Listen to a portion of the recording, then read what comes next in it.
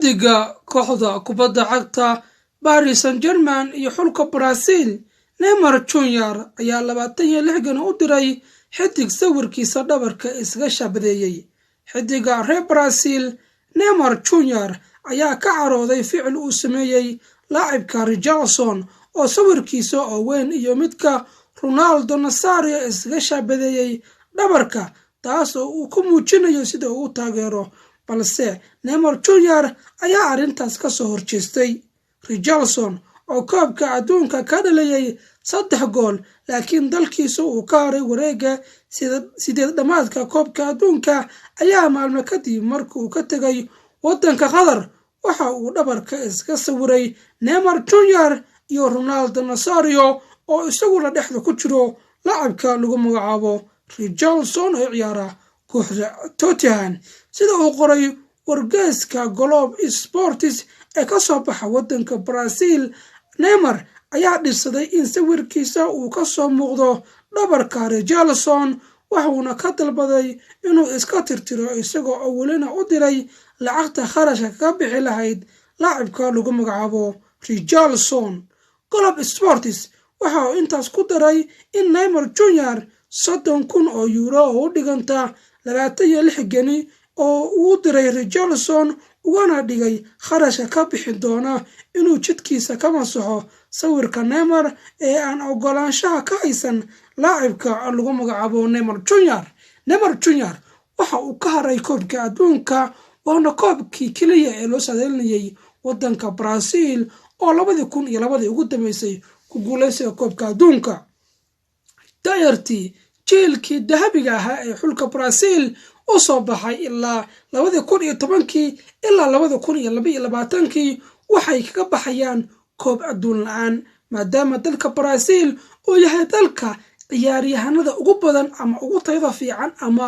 ugu wax kalaysan ee adduunka ay ka soo baxaan, maadaama uu yahay dan ahad looga ciyaaro kubadda cagta ayna ka soo baxaan mar walba dayar aan waxba laga qaban karin. laakiin xulka Brazil sanadihii la soo dhaafay 2006, 2010, 2014 oo lagu qabanayay dalkooda, 2018 oo lagu qabanayay Russia, 2022 oo hadda aan ku jirno kulanka finaalka ee Argentina iyo France aan sugayno waxba kama ahayn koobka adduunka, maadaama ay soo gaari waayeen 4 dhamaadka koobka adduunka, mar walbana ay ku harayeen 16 iyo meesha lagu magacaabo sida dhamaadka koobka adduunka. Neymar Jr wuxuu ahaa xidig mar walba nasiixmada u soo jeeda koobka adduunka waddanka Brazil. waxaan ognahay laacibkan inuu ooyin majiga qabsan waayay maadaama xulka Brazil uu iska haray koobka adduunka.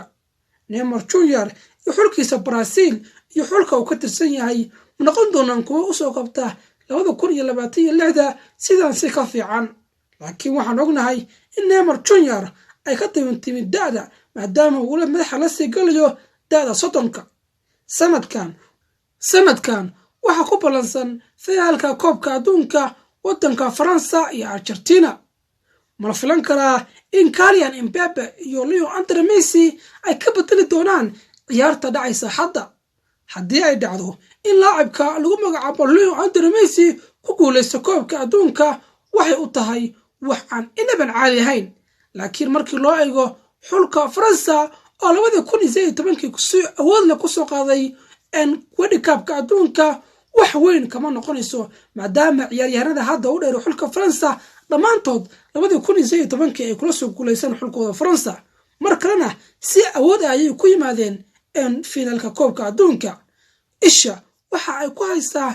isha saarantahay ama diiradda saarantahay saaxiibada kooxda Paris Saint-Germain, Kylian Mbappe oo ah laacib dahabi ah, laacibna aysan haysan inay celiyaan daafacyada xulka Argentina, maadaama laacibka isku darsaday farsamo, dhayreen iyo xoog uuna yahay laacib dayar ah.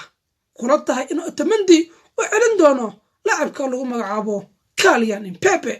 laakiin ma kula tahay in Fren uu celin doono Lionel Messi laacibka 7 jeer ku soo guuleysay Ballon d'Or?